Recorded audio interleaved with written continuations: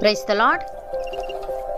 ఈరోజు దేవుని వాగ్దానము, నేనే ద్వారమును, నా ద్వారా ఎవడైనా లోపల ప్రవేశించిన ఎడల వాడు రక్షింపబడిన వాడై లోపలికి పోవచ్చు, బయటికి వచ్చుచు మేత మేయిచు నుండును. యోహాను సువార్త 10వ అధ్యాయము 9వ వచనము. సహోదరి సహోదరులారా, ఈ వాక్యంలో యేసయ్య తనను తాను ఒక ద్వారముగా చెప్తున్నాడు. ఆయన ద్వారా ఎవరైనా లోపలికి వస్తే అతనికి రక్షణ కలుగుతుందని, అతడు లోపలికి పోవచ్చు, బయటికి వచ్చుచు మేత మేయిచుండునని ఇక్కడ తెలియజేస్తున్నాడు. ప్రియులారా, లోపలికి పోవచ్చు, బయటికి వచ్చుచు మేత మేయిచు నుండును అనే మాట ఈ జీవనయాత్ర అంతటిలో విశ్వాసులు కలిగి ఉండే స్వేచ్ఛను, విడుదలను మరియు సమృద్ధిని సూచిస్తుంది.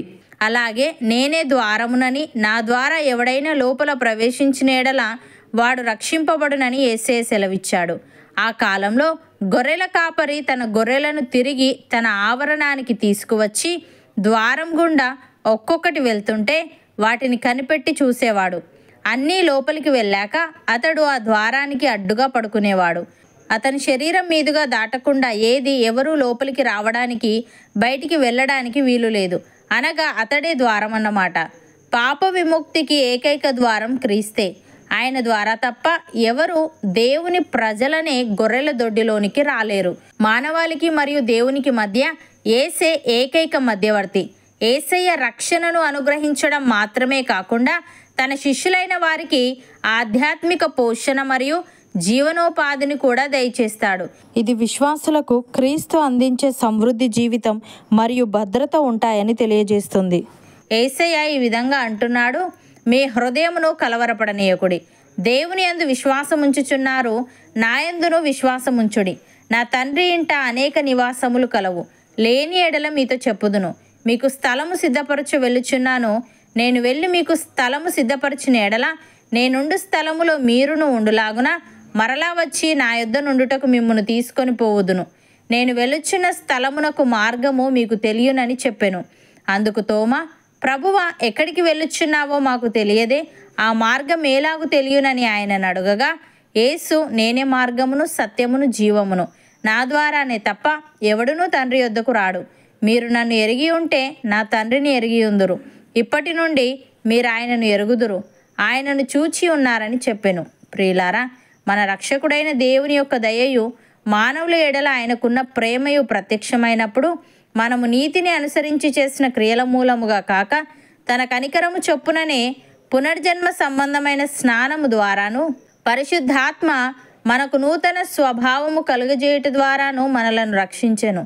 మనం ఆయన కృప వలన నీతిమంతులమని తీర్చబడి నిత్య జీవమును గూర్చిన నిరీక్షణను బట్టి దానికి వారసుల మగుటకై ఆ పరిశుద్ధాత్మను మన రక్షకుడైన యేసుక్రీస్తు ద్వారా ఆయన మన మీద సమృద్ధిగా కుమ్మరించెను.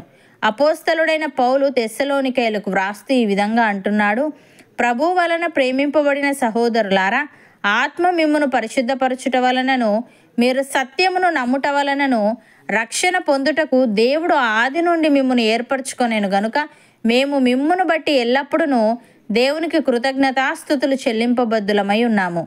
మీరు ఇలాగున రక్షింపబడి మన ప్రభువైన యేసుక్రీస్తు యొక్క మహిమను పొందవలనని ఆయన మా సువార్త వలన మిమ్మును పిలిచెను.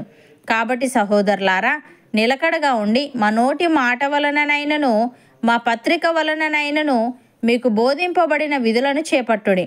మన ప్రభువైన యేసుక్రీస్తును మనలను ప్రేమించి కృపచేత నిత్యమైన ఆదరణయు శుభ నిరీక్షణయు అనుగ్రహించిన మన తండ్రి అయిన దేవుడును మీ హృదయములను ఆదరించి ప్రతి సత్కార్యమందును ప్రతి సద్వాక్యమందును మిమ్మును స్థిరపరచునుగాక అని. సహోదరి సహోదరులారా, పక్షపాతము లేకుండా క్రియలను బట్టి ప్రతి వాణిని తీర్పు తీర్చువాడు తండ్రి అని మీరు ఆయనకు ప్రార్థన చేయుచున్నారు గనుక మీరు పరదేశులై ఉన్నంత కాలము భయముతో గడుపుడి. పితృపారంపర్యమైన మీ వ్యర్థ ప్రవర్తనను విడిచిపెట్టినట్లుగా వెండి బంగారముల వంటి క్షయవస్తువుల చేత మీరు విమోచింపబడలేదు కానీ అమూల్యమైన రక్తము చేత, అనగా నిర్దోషమును నిష్కలంకమునగు గొర్రెపిల్ల వంటి క్రీస్తు రక్తము చేత విమోచింపబడితిరని మీరు ఎరుగుదురు కదా.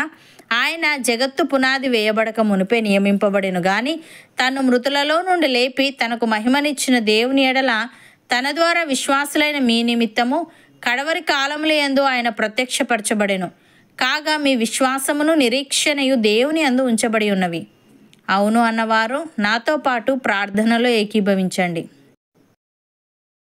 పరిశుద్ధుడా, ప్రేమగల తండ్రి, జీవముగల నా యేసయ్య, నీవే ద్వారమని, నీ ద్వారా ఎవడైనా లోపల ప్రవేశించిన ఎడల వాడు రక్షింపబడిన వాడై లోపలికి పోవచ్చు, బయటికి వచ్చుచు మేత మేయిచూ నుండునని నీవు సెలవిచ్చావు. దేవా, మేము నీ యందు విశ్వాసముంచి నీ కృప ద్వారా నీతిమంతులుగా తీర్చబడి నీవిచ్చే నిత్య జీవమును పొందుకునే వారంగా ఉండుటకు సహాయము దయచేయమని, పక్షపాతము లేకుండా క్రియలను బట్టి ప్రతి వాణిని నీవు తీర్పు తీర్చుదువు గనుక మేము పరదేశులమై ఉన్నంతకాలము భయముతో గడుపుతూ పితృపారంపర్యమైన మా వ్యర్థ ప్రవర్తనను విడిచిపెట్టుటకు కృపచూపమని, మేము నిలకడగా ఉంటూ మాకు బోధింపబడిన విధులను చేపట్టుచు ప్రతి సత్కార్యమందును ప్రతి సద్వాక్యమందును స్థిరపడే భాగ్యము మాలో ప్రతి ఒక్కరికి నీవే దయచేయమని యేసుక్రీస్తు నామమున ప్రార్థిస్తున్నాము తండ్రి.